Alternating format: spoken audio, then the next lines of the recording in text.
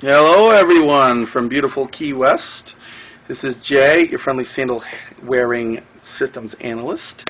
And today's tip, oh, this is going to be a good one. Don't you always hate it when you lose your memory? So, you know, it's a wife's anniversary, maybe you forgot to get something at the grocery store, or even the good one when you actually lock your keys in your car and then you don't know where they are for a half hour until you realize.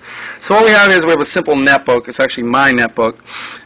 There is nothing wrong with the memory at all. So just so you know, but if there was something wrong, this will be the procedure for it.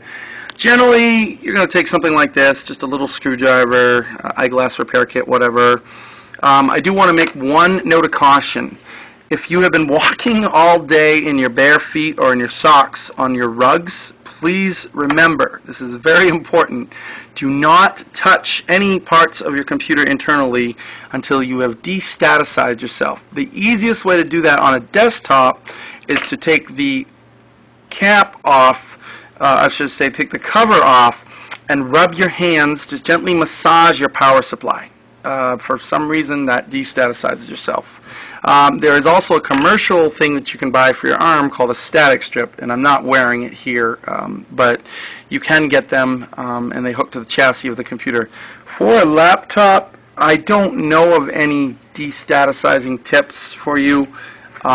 It's probably not something you need to worry about, but I just wanted you to be aware of what could possibly happen. Basically, you'll take the memory you just spent money on when you take it out of that plastic bag, and you'll end up frying it. So there, I've removed the screw. Okay, put that back there.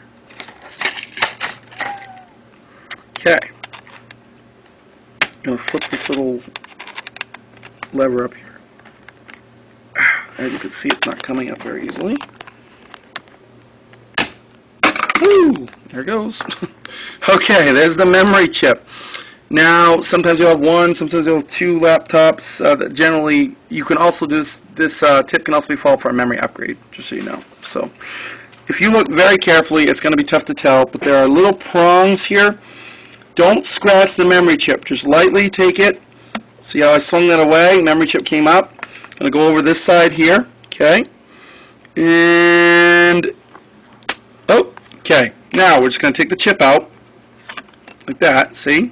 It only goes in one way. Remember, one way only. See the little grid there? One way. Okay. So now I've taken out my memory chip. Now if this chip is bad or I'm upgrading, I'm just going to set the chip aside. Okay. Now I'm going to unwrap my new memory chip. Give a little sound effect there of unwrapping something. Okay, so here's my new memory chip. Looks pretty familiar, doesn't it? This is a bigger memory chip. It actually isn't, but we're going to pretend it is. I'm going to place it in there very carefully. I want you to set it down lightly like this, okay? Just kind of give it a little bit of a nudge. It won't take a lot. A lot of these computers are getting built, believe it or not, better this way. And we're just going to push it. Okay? Make sure it's seated in properly, both clamps. Okay, good. Now, we're going to take my memory cover that flew into thin air. I'm going to put it back on there.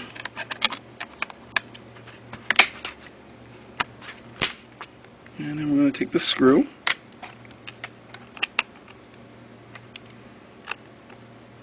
screw it in. Okay, so it's done. Now, a couple last words of advice. When you go to turn your computer back on, you may get a warning saying that the system memory has changed.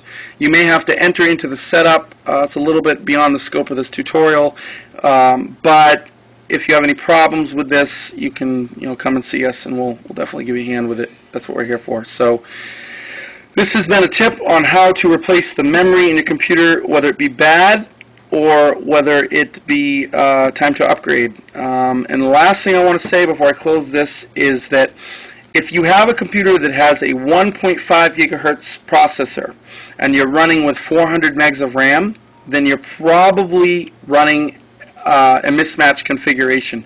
In other words, if you're running 1.5 gigahertz processor and 1.5 gigahertz of memory, then your computer is evenly matched or evenly yoked, and you're going to see just a remarkable improvement in performance. Applications opening, problems with pictures loading slow, and whatnot, browsing will just dramatically increase.